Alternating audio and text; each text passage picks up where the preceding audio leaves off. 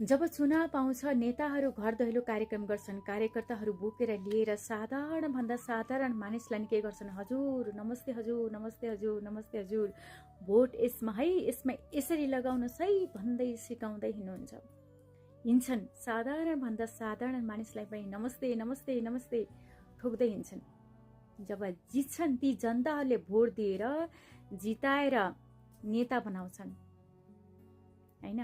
ती नेताहरूले के गर्छन्, फेरि ती जनताहरूलाई नै दमन गर्छन्। जनताहरूले किन जिताएका, किन प्रतिनिधि बनाएर पठाएका, ताकि यो देश र जनताको लागि काम गरून् भनेर। नेताहरूलाई 10 पुस्ता 20 पुस्ताको लागि चुलुम्म पैसा कमाएर बस है तिमीहरू भनेर यो देशलाई नै ठग, देशको जनताहरूले उठाएको ट्याक्स लिएर तिमीहरू धनी भौ भनेर पठाएको होइन नि त। यो देशको लागि आफ्नो ज्यानलाई बाजी राखेर देश र जनताको लागि काम गर। नेताहरू भनेको त देश र जनताको पिता हो। पिताले आफ्नो बच्चालाई कसरी स्याहार गर्छ, कसरी सम्हार गर्छ, कसरी देखभाल गर्छ, त्यसरी नै नेताले यो देश र जनताको लागि देखभाल गर्नु पर्यो।